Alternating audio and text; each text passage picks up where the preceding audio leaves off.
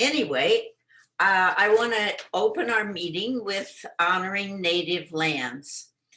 As we head into this holiday season, during these trying times, rivers, wilderness, and natural spaces can serve as an enduring symbol of resilience and hope for the future.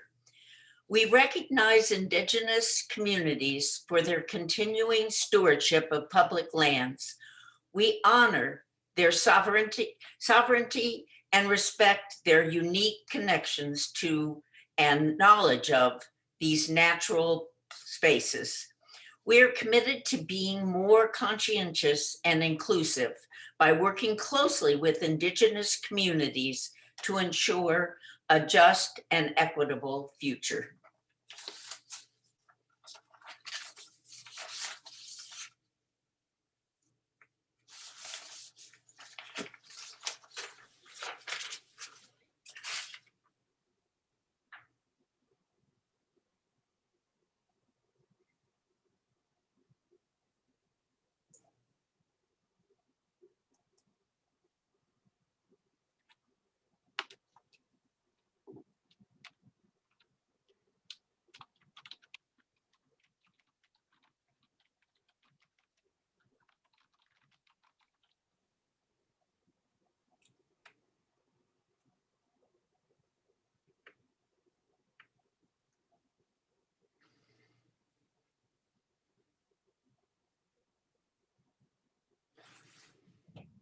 Betty Ann Claw, a Native American woman, sister, and mom, went missing on November 28, 1996, after spending Thanksgiving with her daughter in Farmington, New Mexico.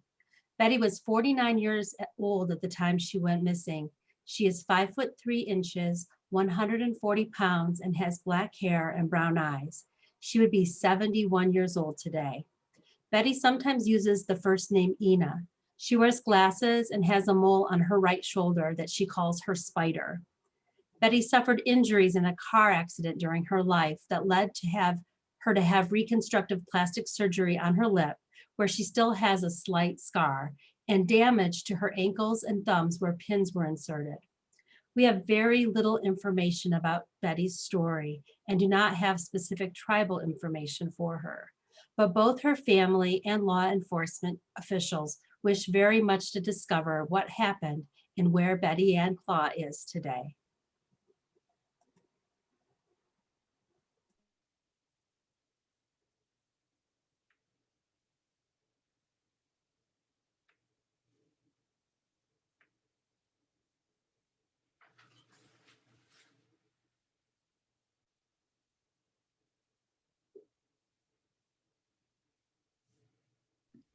Mildred Old Crow is one of the youngest. She is 8 years old. She went missing April 1, 2019.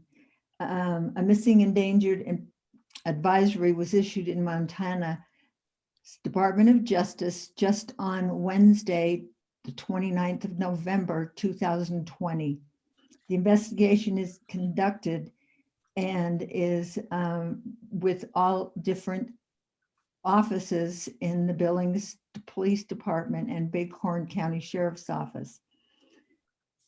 She's 8 years old, last seen March 29th on the Crow Indian Reservation.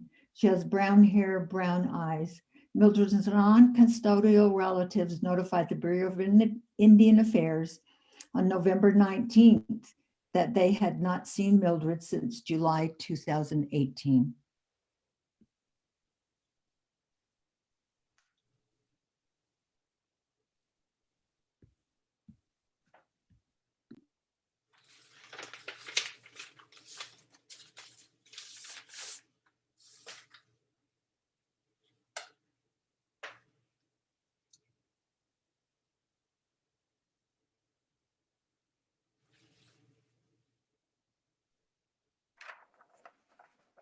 September 23rd, 2020.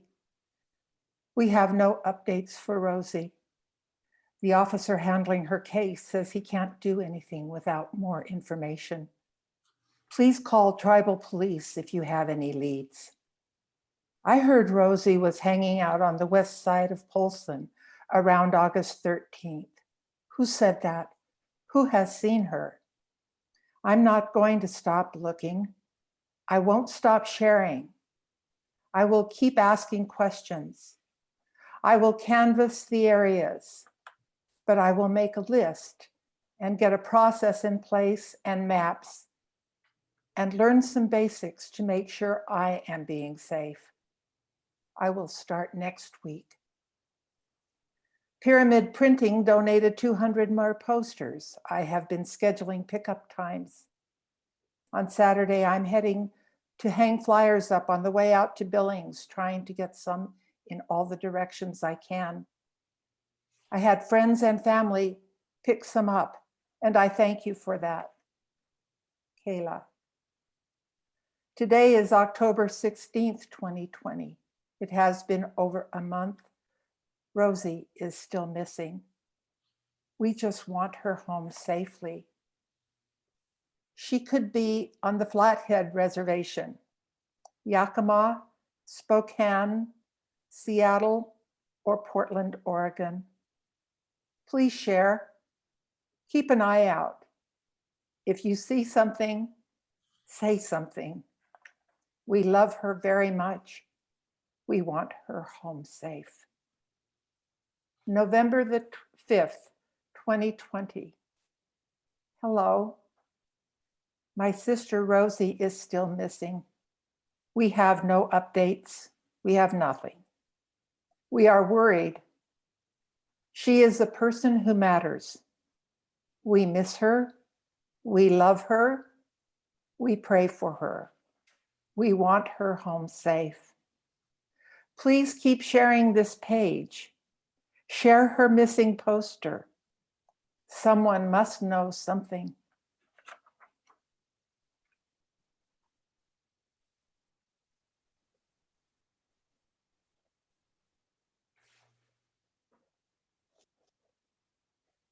And now we welcome our speakers from Restoring Ancestral Winds.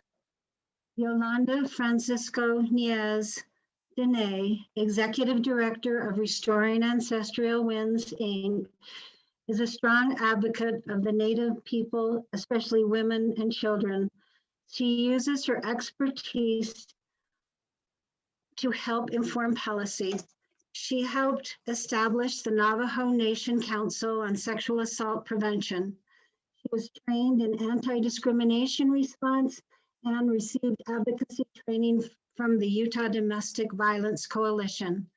For 17 years, Francisco Niez served 3 mayors at the executive level of the Salt Lake City government. Among the highlights of her career is the opportunity to address the United Nations in Geneva, Switzerland, about her award-winning program, the Human Rights Education Project. Yolanda is the granddaughter of a Navajo code talker, Vincent Yaza. Moroni Benali Dene is the coordinator of public policy and advocacy at Restoring Ancestral Winds. He co-founded the Utah League of Native American Voters, where he assisted and advocated on behalf of the tribes on public lands, water, voting rights, and violence prevention.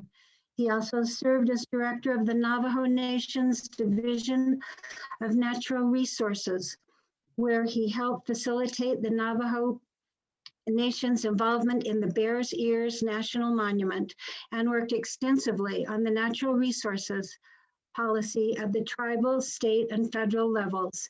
He is a member of the Murdered and Missing Indigenous Women Task Force of Utah. Yolanda will not be with us tonight as she is recovering from COVID-19. We send her our best wishes for a full and complete recovery to health. Moroni will share some of her thoughts. We will now turn the time over to Moroni Benali. If you have questions during the presentation, please put the questions in the Q&A box at the bottom of your screen.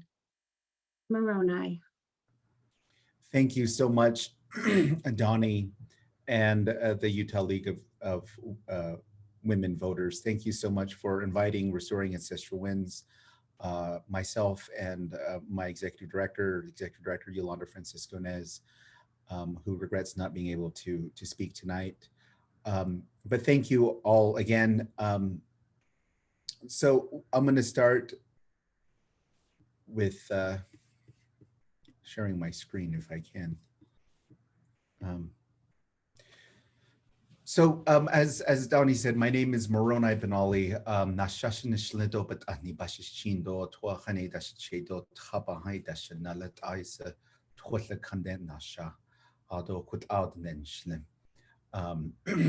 I am Navajo, originally from an area called Sweetwater, which is about 30 miles south of Bluff, Utah, if you know that area.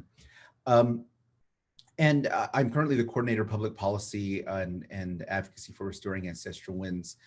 And we've been working on this murdered missing Indigenous peoples epidemic for quite some time. It's had different names and iterations and different titles: murder missing Indigenous women, girls, and two-spirit, murder missing girls. And but the idea that I'll be talking about is really looking at how this happens and what the state of Utah has done with the help of the Utah League of Women Voters last year. So who is Restoring Ancestral Winds? We are a nonprofit funded by the U.S. Department of Justice, one of, I think, 18 tribal coalitions funded by the Office of Violence Against Women. Specifically, our work is to eliminate essentially violence from Native communities, but we do that specifically looking at stalking and trafficking, domestic violence, sexual dating, and family violence. And the work that we have done, we work with all the 8 tribes in the state of Utah, but we serve the entire Great Basin area.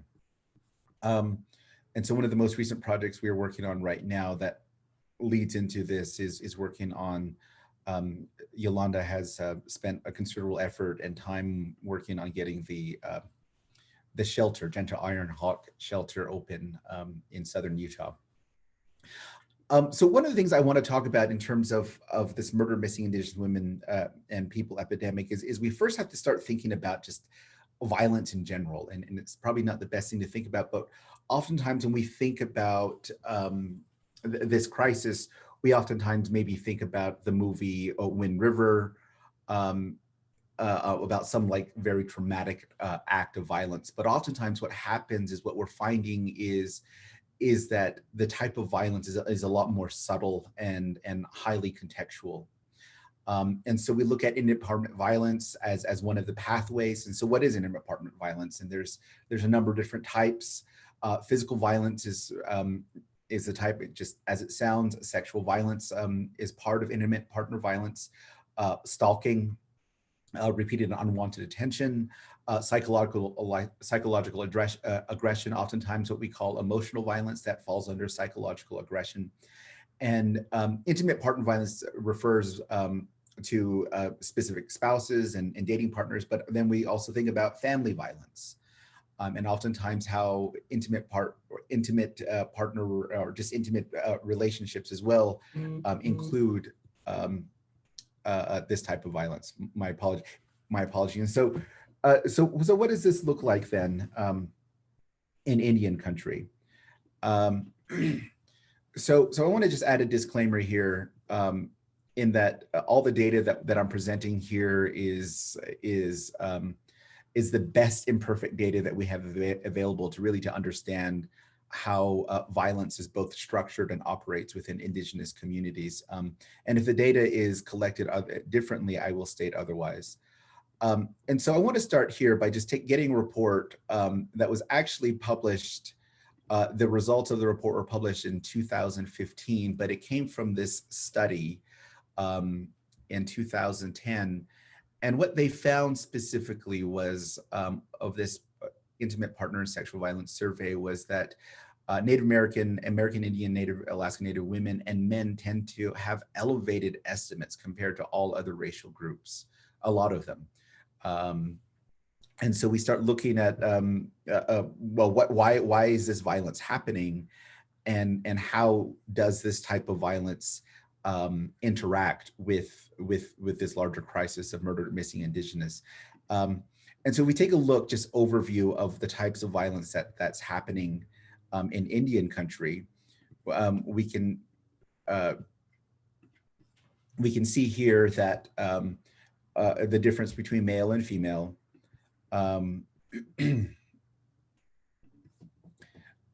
We can see here just the difference between male and female of the type of violence that they experience over their lifetime. And it's pretty severe, and I don't want to dwell on this idea of these numbers becoming sort of a pathology of Indigenous communities, that there's just something inherently wrong with them. There's not. And what we're looking at with these numbers is just the empirical reality of what is happening, and what we're trying to make sense of is why is this happening. And when we take a look at nationally, Native American women are 1.2 times more likely to experience violence than their lifetimes relative to white women. 1.3 times more likely to experience, Native men are 1.3 times more likely than white men also to experience this violence in their lifetimes. When we look at just physical violence in general, and oftentimes we hear about battered women or like whatever, things like that. But what we're looking at here is just 55% of American Indian women and 40% American men had experienced some level of intimate partner violence. And that's a lot. That's almost 1 in 2. When we look at like what types of things happen over the lifetime of this different types of violence, you can start seeing just the difference across male and female. I'm not going to go through each one of these, and I'll talk specifically about the types of perpetrators of violence. But what you can see here is that this is over the lifetime.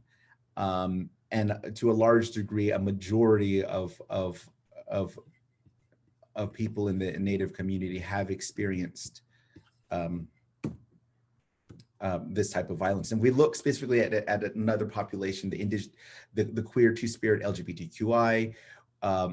We find this is the most recent data available that exists right now to give us a sense of what is going on.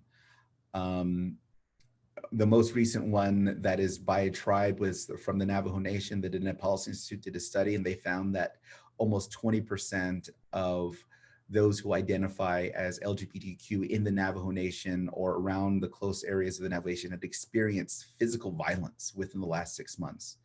1 in 5 physical violence, and so then we look at we look at specifically sexual assault or sexual violence as well. And we can start seeing just all of these different disproportionate numbers. Again, I don't want to dwell on these for fear of pathologizing Indigenous communities, which is what we're trying not to do. We're trying to just give a understanding, like here's the empirical reality of what's going on, and make sense of why that's happening. If we look at sexual violence within the queer community, the two-spirit community, again, we see here 20% again of this group, 1 in 5 experience sexual assault. And so these are just numbers that are anecdotal, and there's, not numbers that are anecdotal, numbers that haven't really been funded. Support, I'm sorry, just no, I already said that, I apologize. And then we look at stalking.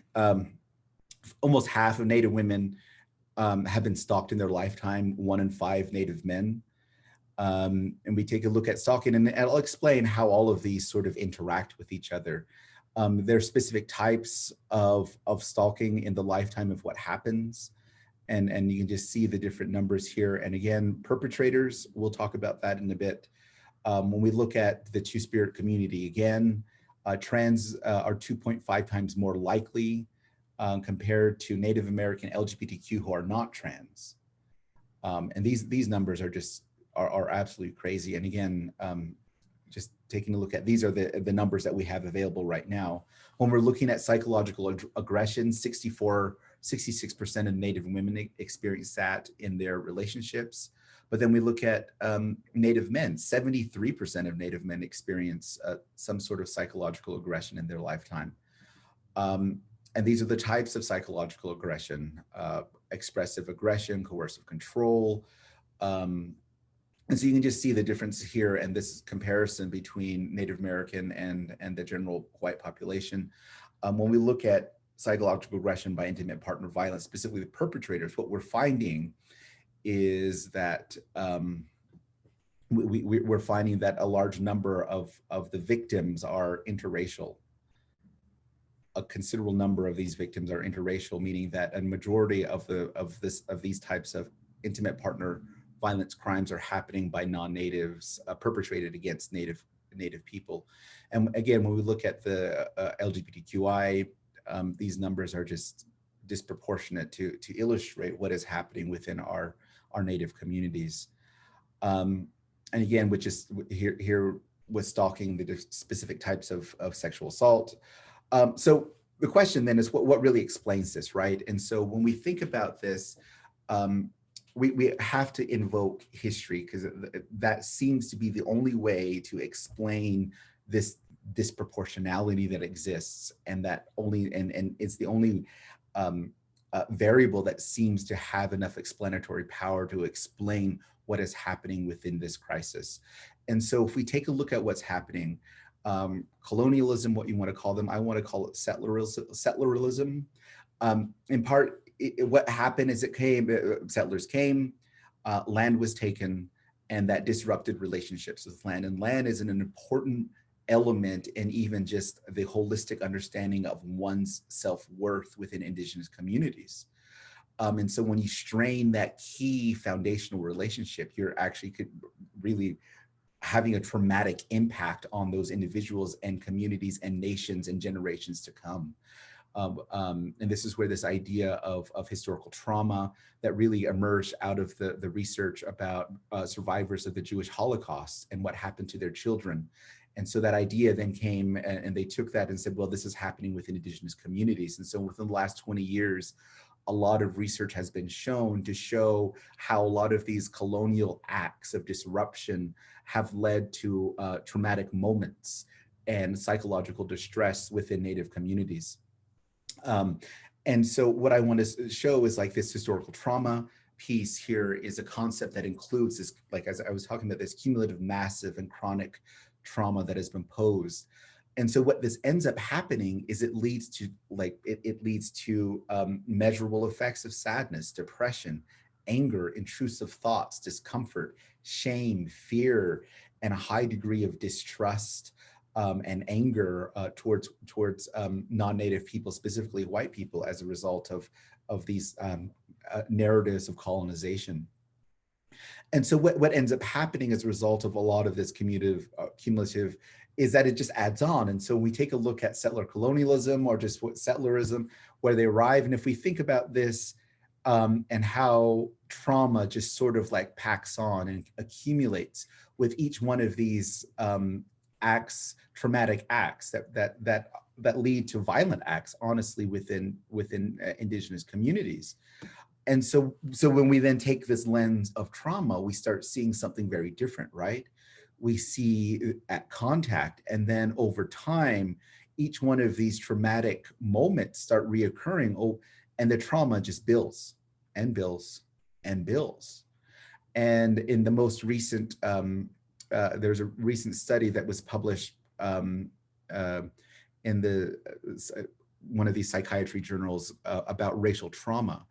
And one of the thing that I just read today from this article that was just recently published talked about how this is very similar to this idea of people of color snapping at some point because of something happening to them, and that they say is part of this distress that is caused as a result of racism, and the historical trauma folks have taken a look at that and said that's exactly what happens within Native communities. Each one of these are like racial microaggressive acts that add to the cumulative trauma. And so what does this do then, right? so we have this trauma that, as I said, leads to high degree of distress. We have structural violence. We don't need to look any farther than the example of COVID-19 and how it's how it has disproportionately impacted Indigenous communities. And so we look at, that's what we call structural violence, is that the unintended negative consequences that come out of insufficient structures that are supposed to provide basic needs like water or protection or safety. And so a lot of distress comes out of that. And then there's just stress that we all, I mean, there's all trauma and things that we just all go through as a result of just being alive. Like all of us right now are experiencing some level of impact. Some of it may be traumatic as a result of this pandemic, and as a result of the innumerable loss, right? I mean, there's the high number of rates of cases, and the high mortality rates as well are impacting us. And so when you start thinking about this in terms of the murdered missing Indigenous women epidemic, you have to think about all of these structures that are impinging on that Native individual. And what do they then do? What do they then do for healing and for comfort and for coping, right? And so what ends up happening is this has been oftentimes, this complex has been oftentimes used to contextualize vulnerability of Indigenous communities, why Indigenous people tend to be targets or vulnerable to violence. And so what we end up finding with a lot of these specific acts of violence is we're finding that a number of them are highly interracial, and that highly interracial and the perpetrators tend to be non-Native. And so what then is the actual impact? Physical injury, right? Homicide, death, maternal mortality, high-risk pregnancies. I mean, all of these things here are the effects of this type of violence. And so what we then see is that the violence Indigenous women experience tend to be chronic, insidious, pervasive, creating multiple layers of oppression that transcend the bounds of just the simple relationship. And so then we get to this point, right, of the murdered missing Indigenous epidemic. And we think about all that trauma that we just talked about, of the sadness that it creates and all of the others, and that leads to risk factors of how do you cope and how do you cope with this, right? And so, for example, we have individuals who may have been sexually assaulted when they were 3 or 4 years old, and that has a traumatic impact on them at that moment already, and they're not able to resolve that as a result of the structural conditions, right? That there's no criminal safety net to pursue justice. There's a lack of data to even do to prosecute a crime, and then there are the sociological issues as a result of colonization. Talking about how sexual violence like that, violent acts like that, are a result of one being shameful and sinful, and these are not Indigenous notions, right? But these are like, this is what's happening as a result of that. And so this raises these risk factors as a result of this trauma, and they continue to get traumatized from different angles.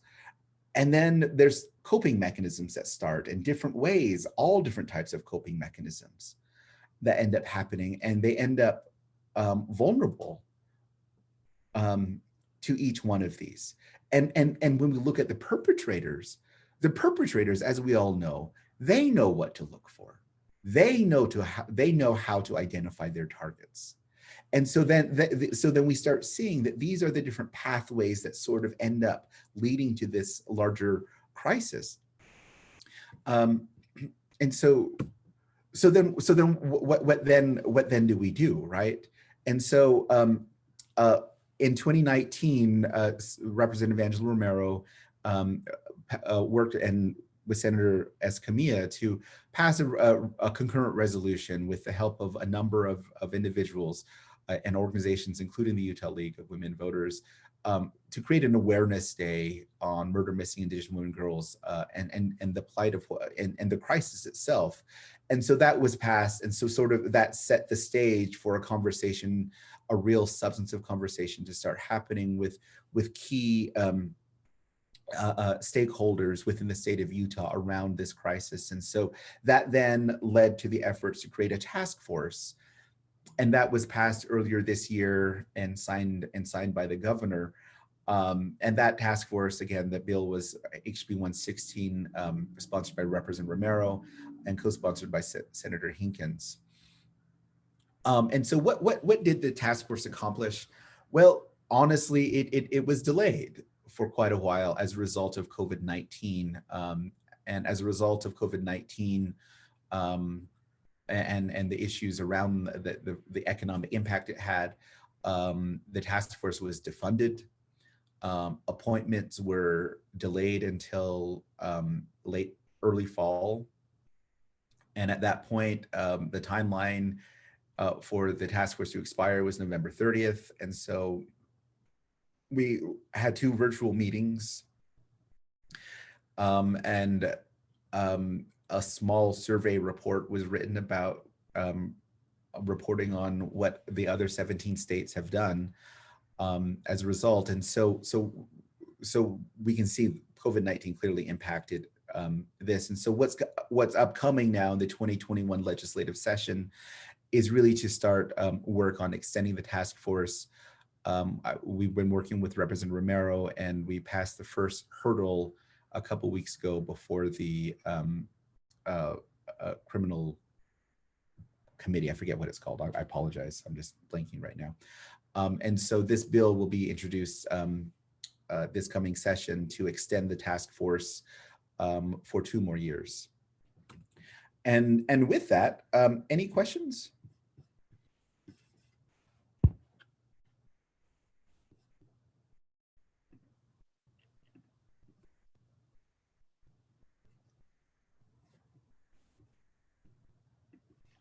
While we are waiting for the questions to come in to the Q&A area, to support the work of Restoring Ancestral Winds, Missing and Murdered Women, Girls, and Two Spirits, please go to restoringawcoalition.org.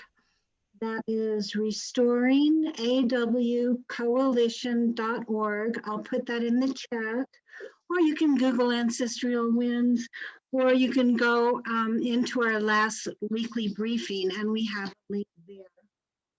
And you covered so much. Thank you so much, Moroni. That was really information that I wasn't aware of, and I feel like I've read a lot about missing and murdered Indigenous women. So thank you so much for that enlightenment. And let me see if you covered everything and there are no questions yet. I was wondering personally about stalking and how does that manifest itself in the Indigenous community, stalking by other members of the community, people outside of the community? So oftentimes it's from individuals. It's a mix, and honestly, it depends on the tribal nation. But oftentimes, what we have from the data that I presented from that survey from 2010 to 2012 showed that generally across the nation, across all Indigenous communities that they surveyed, most of the stalking was perpetrated by non-natives against Native communities. And part of that stalking tends to be tied to trafficking, and that then gets tied to one going missing or end up being a victim of homicide. Thank you. The next question is, assuming your commission is extended, what do you expect your main tasks to be or your main goals to be? That's a good question. And so The goals were outlined in the legislation, and so the legislation will remain the same. And so there are four primary parts for the commission. One of them is to the main one is to get an understanding of the scope and extent of the crisis in Utah. And why that's the case is that in the mid 1990s, and the only data that we have available is from the mid 1990s about at the county level. And what that showed in Iron County was that the homicide rate for Native American women was about 65%, or 65 per 100,000, I apologize, 65 per 100,000. And the homicide rate for white women in Iron County at that time, I think, was 2.5 per 100,000. And so when we start looking at this task force, that's what we want to understand, is get a better understanding of the scope of homicide within across the state of Utah. We are also looking at ways that law enforcement can collaborate and coordinate with tribes and municipalities and the federal entities to better address the needs around data and the lack of data as well. And then there's around issues around finding best ways to promote healing practices for victims and survivors of assault.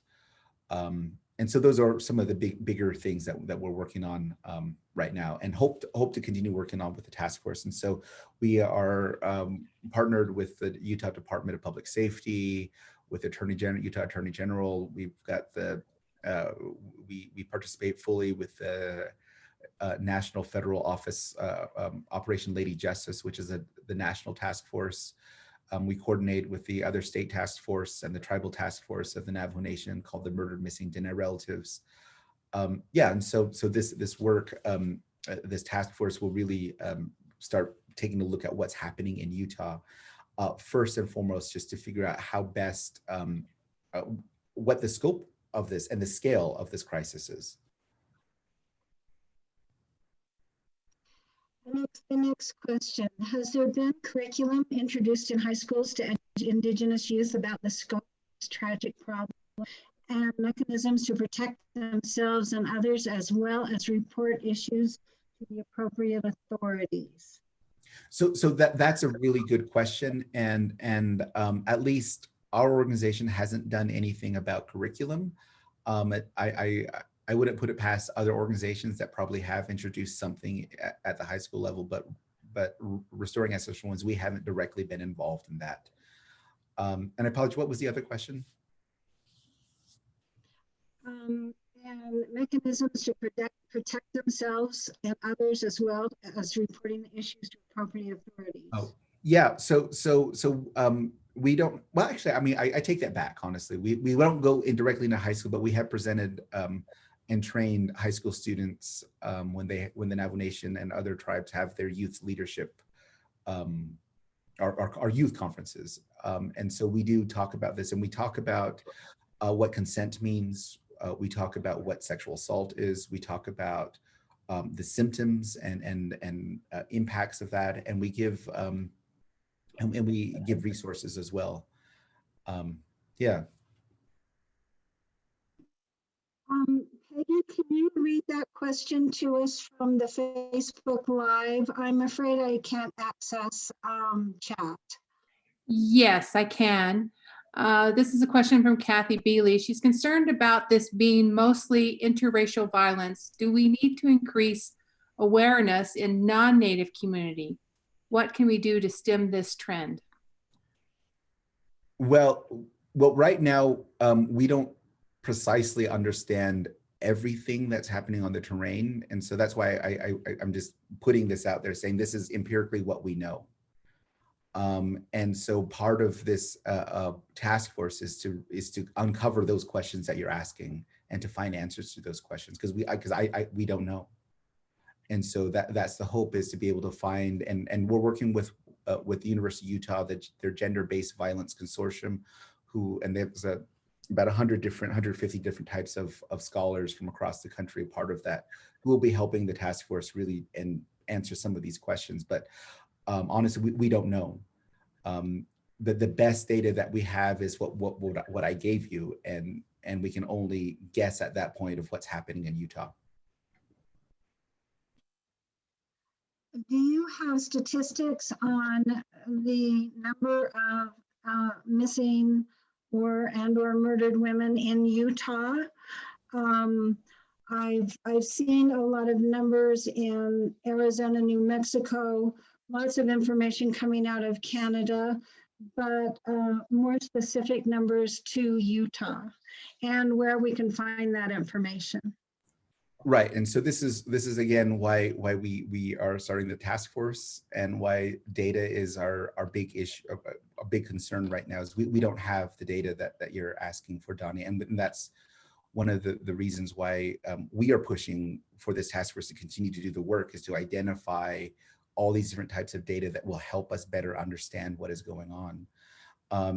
I know from the NCIS data, the national and NAMUS database most recently in October showed that in October, the month of October, Native American men and women comprised respectively 14 and 16% of all active missing cases in the state of Utah.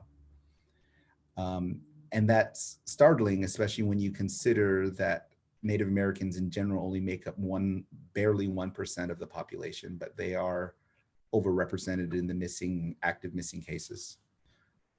And in terms of why we can only theorize, which is why the task force is so essential, so we figure out what is happening and why this is the case.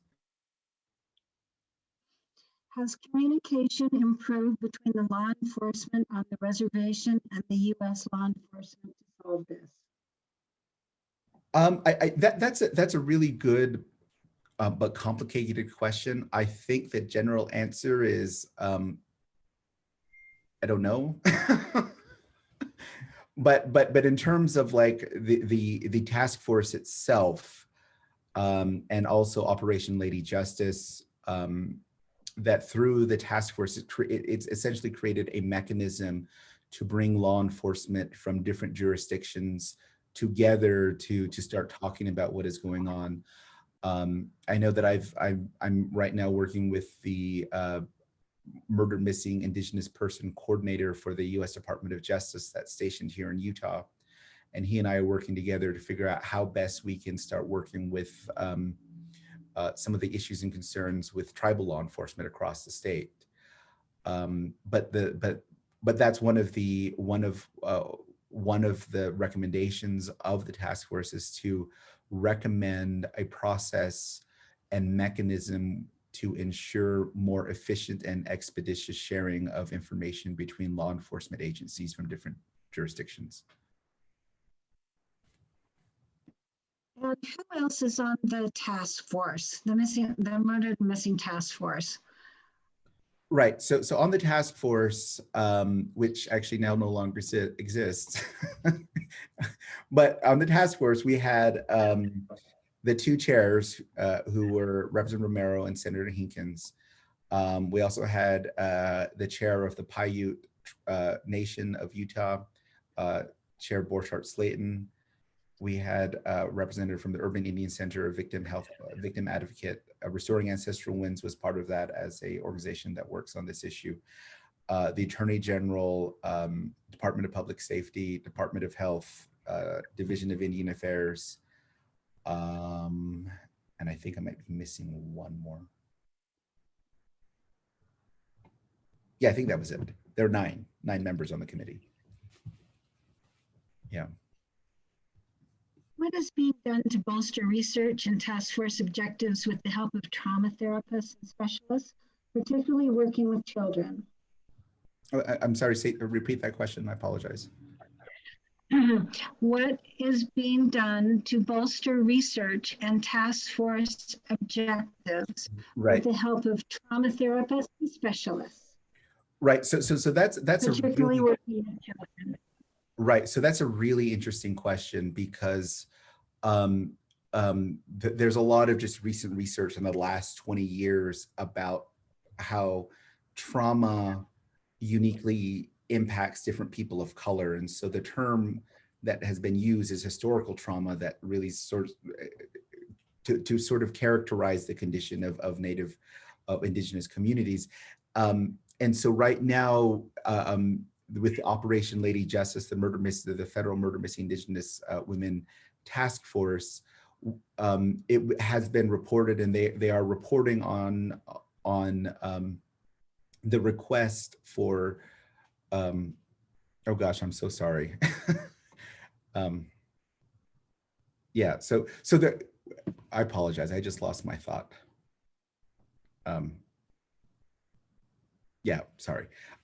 Working with children and Oh, trauma. right. Sorry, that's right. Yeah, and so what they're doing right now is they're receiving recommendations from tribes, and a lot of the recommendations from tribes are to support research on looking at how historical trauma might actually be linked to the different pathways of going murdered, missing Indigenous of this epidemic. And so as of yet, there isn't much research support for this, but in moving forward, the report that I just read today from this task force, from the federal task force, had basically outlined and said, here are all the federal agencies and programs that work and intersect with tribes on multiple levels. We're going to start figuring out a way to make a clearinghouse and a one-stop shop for all of these things, including research. And so we're hoping that element of research to connect the trauma, childhood trauma, with historical trauma and all these different aspects to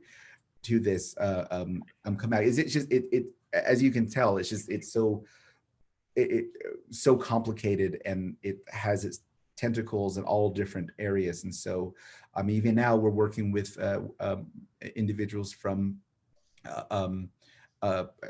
Silicon Slopes, or is that what it's called now? The one out in Lehigh, to look at how best technology can serve as a way to provide economic stability, as a way to buffer against the murdered, missing Indigenous women crisis.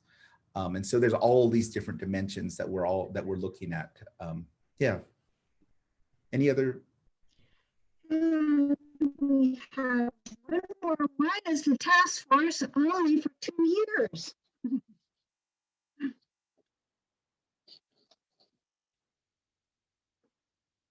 Well,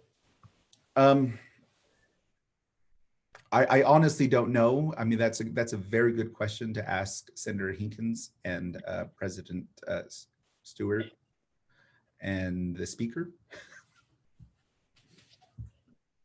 Yeah. Okay, great. And the last one, where could we send a check if we prefer not to use PayPal? Okay. Do you want to give an address? Yeah, I can forward that to you. But actually, let me write it in the comments, but I'll read it out. It's 9075 South, 1300 East, Suite 108, Sandy, Utah.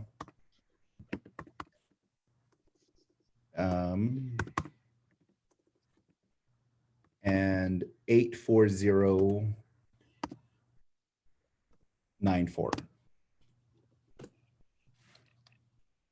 Yes. Okay. And it looks like that is the end of our questions, Moroni. In closing, thank you so much. Thank you to Yolanda and Moroni and Restoring Ancestral Winds for the work that you do in policy, legislation, and education. And in an effort to end the crisis for so many Indigenous families. Thank you for bringing this information and education to the League. And we'll be following you at the bill legislation and in the task force, and hoping that it will get together again. Thank you to the League members for reading the stories about the missing women and the child. There are thousands more of these stories out there. And through the work of Restoring Ancestral Winds and the allies, we hope to bring them home safely. Thank you to the League members for attending tonight and for coming to the League of Women Voters of Salt Lake's Holiday Social and Fundraiser, and for supporting the work of Restoring Ancestral Winds. And one more time, that link is restoringawcoalition.org. And may we all stay safe and good night.